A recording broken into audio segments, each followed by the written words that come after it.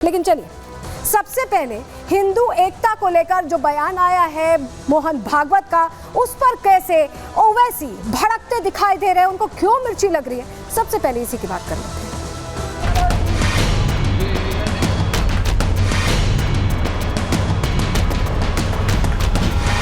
भारत माता के पुत्र है और इसलिए भारत माता के लिए जिएंगे मरेंगे, क्योंकि भारत हिंदू देश है। भारत के मुसलमानों को, हिंदुओं को नरेंद्र मोदी और मोहन भागवत से खतरा है। ओवैसी के डीएनए ही भारत के लिए खतरा है।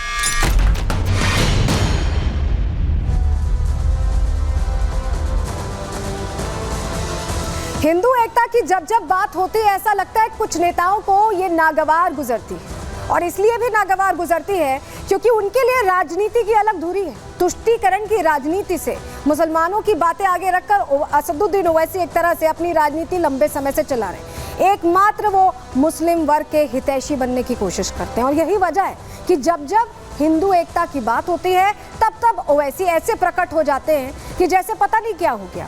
जबकि इस देश में सर्वधर्म संभाव है और हिंदुओं की एकता मतलब हर धर्म जाति से ऊपर उठकर एक साथ आने की बात हो रही है। इसमें दिक्कत क्यों है, ये सबसे बड़ा प्रश्न है, और इसी प्रश्न का आज जवाब लेने की हम कोशिश कर रहे हैं। लेकिन आपको बताएं कि देखिए मोहन भागवत ने बड़ी बात कही है। उन्होंने दरअसल जिक्र किया है कि कैसे हिंदू धर्म प्राचीन काल से यहाँ चला आ रहा है और जो अभी जातीय व्यवस्था है उसमें बटे हुए, उससे बटे नहीं, एक साथ रहें।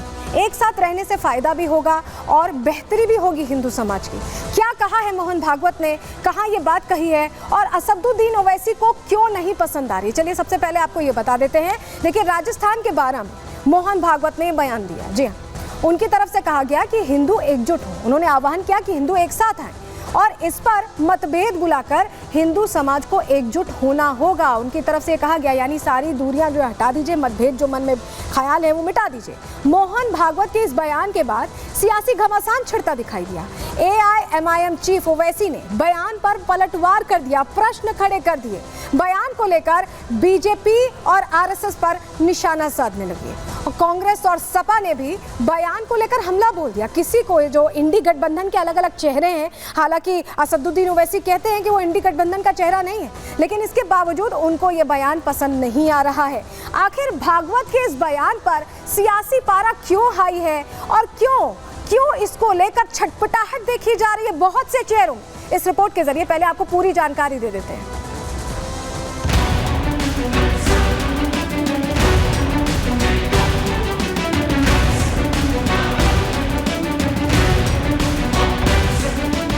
भारत के लिए जिम्मेवार समाज कौन सा है? वो हिंदू समाज है, क्योंकि भारत हिंदू देश है। भारत के मुसलमानों को, हिंदुओं को नरेंद्र मोदी और मोहन भागवत से खतरा है। राजस्थान के बारा में संघ के प्रमुख मोहन भागवत ने हिंदू समाज को एक खास संदेश क्या दिया। देश में एक बार फिर हिंदू मुस्लिम का राग छिड़ गया।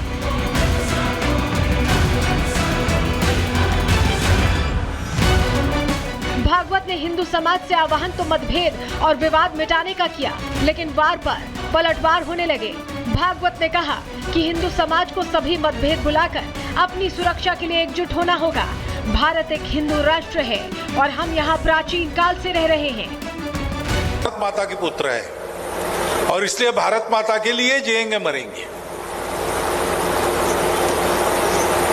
लेकिन भारत के लिए जिम्मेवार समाज कौन सा है?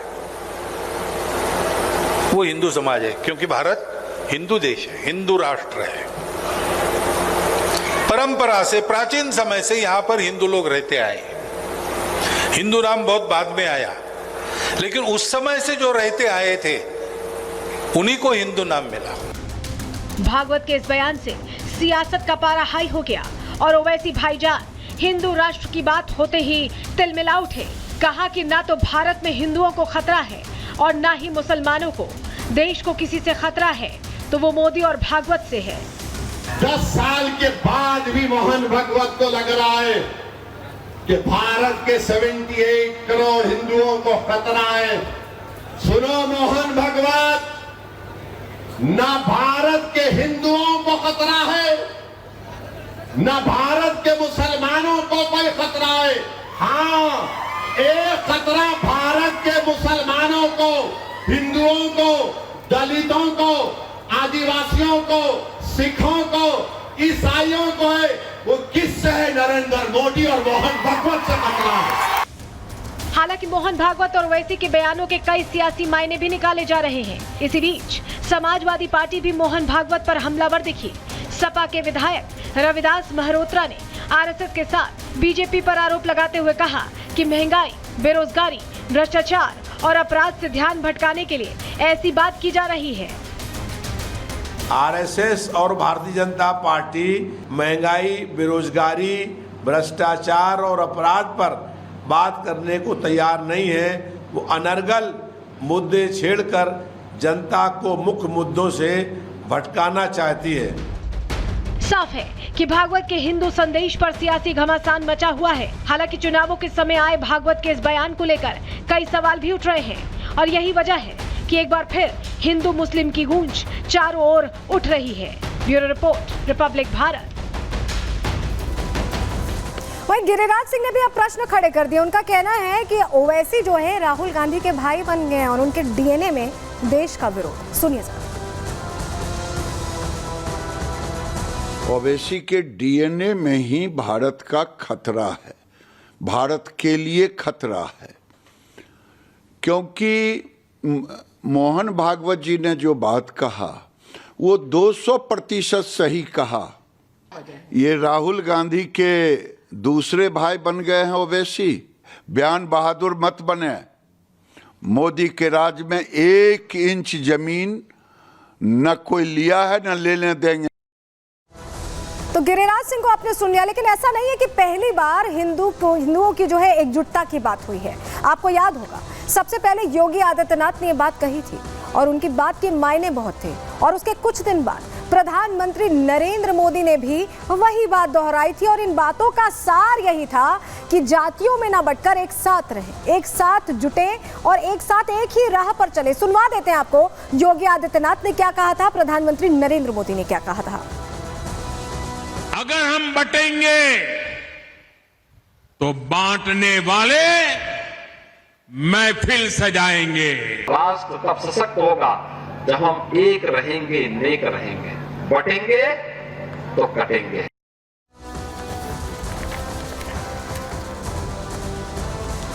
तो हिंदुओं को जो संदेश दिया उससे सियासी कलेश तो बढ़ गया, लेकिन रणनीति ऐसा लग रहा है कि पार्टियों की बदल गई है। अचानक से हिंदू एकजुटता की बात बार बार क्यों दोहराई जा रही है। चलिए जानकारी आपके सामने रख देते हैं और ये जानकारी आपके लिए महत्वपूर्ण भी है क्योंकि अचानक से इसको लेकर चर्चा तेज हो गई है, बातचीत तेज हो गई है और बार बार कहा जा रहा है। हिंदुत्व के मुद्दे पर आपने सुना प्रधानमंत्री नरेंद्र मोदी, योगी आदित्यनाथ और मोहन भागवत का बयान। बीजेपी और आरएसएस ने हिंदुओं को संदेश देकर एक तरह से चेताया है, जगाया है। बीजेपी ने चुनावों में हार के बाद रणनीति बदल दी है और हिंदू वोट पर फिर से बीजेपी ज्यादा फोकस कर रही है। लोकसभा चुनावों में जिस तरह का नुकसान हुआ है उसके बाद ये रणनीति बदल गई है। 400 सीटों का टारगेट था लेकिन टारगेट पूरा नहीं हो पाया। 240 पर ही भारतीय जनता पार्टी सिमट गई। बीजेपी का अंदेशा है कि हिंदू वोटर्स जाति में बढ़ गए हैं। जो सियासी दल फायदा उठाने की कोशिश करते हैं, जातियों की बात करते हैं, पीडीएफ फॉर्मूले की बात करते हैं, उसमें बढ़ गए हैं हिंदू और ऐसे में उन्हें एकजुट करने की अब कवायद की जा रही है। अब बीजेपी हिंदू वोटर्स को एकजुट करने में जुटी हुई है और यही वजह है कि रणनीति बदलकर ये बार बार ऐलान किया जा रहा है। लेकिन हमने आपको बताया हिंदू एकता को लेकर ये जो बयान है इनके सियासी मायने भी निकाले जा रहे हैं। इसको इस बात से भी जोड़ा जा रहा है कि इंडी गठबंधन के कई चेहरे जातियों को बांटकर अपनी तरफ खींचने की कोशिश कर रहे हैं और इससे सीधा नुकसान भारतीय जनता पार्टी को हो रहा है। तो इन तीनों बयानों के मायने क्या हैं, रिपोर्ट के जरिए अब आपको समझाते हैं।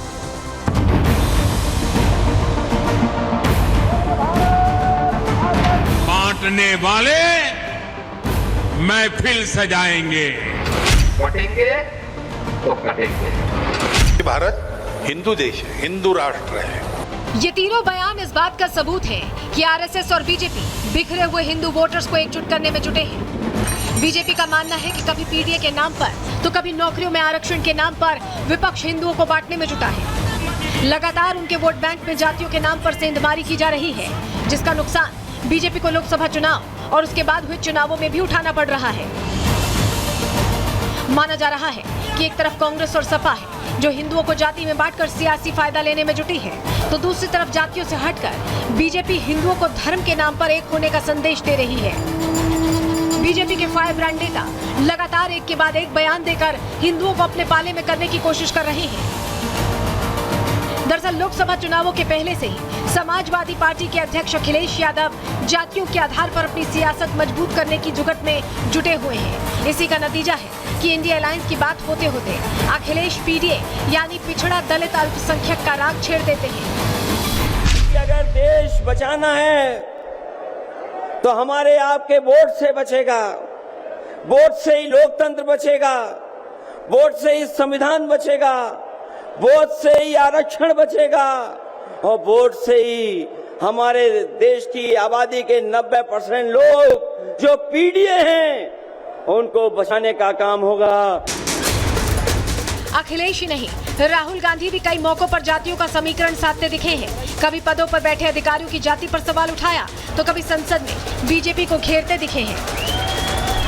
मुझे लग रहा है, मैं देख रहा हूँ रेलवे को, मुझे लग रहा है कि जात का सिस्टम बना रखा है पूरा। ये सबसे ऊपर राजा महाराजा है और फिर आस्ते आस्ते आस्ते अलग अलग जातें बना रखी हैं। उसका नाम बदल दिया, लोको पायलट दे दिया, ट्रैकमैन दे दिया। रेलवे के महादलित हो आप।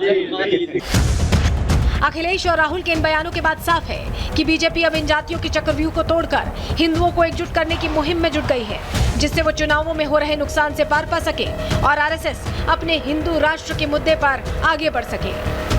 Bureau report, Republic Bharat. बोलिए भारत माता की। तो हिंदुओं को संदेश तो दे दिया गया है, कितना असर होता है ये देखने वाली बात होगी। चलिए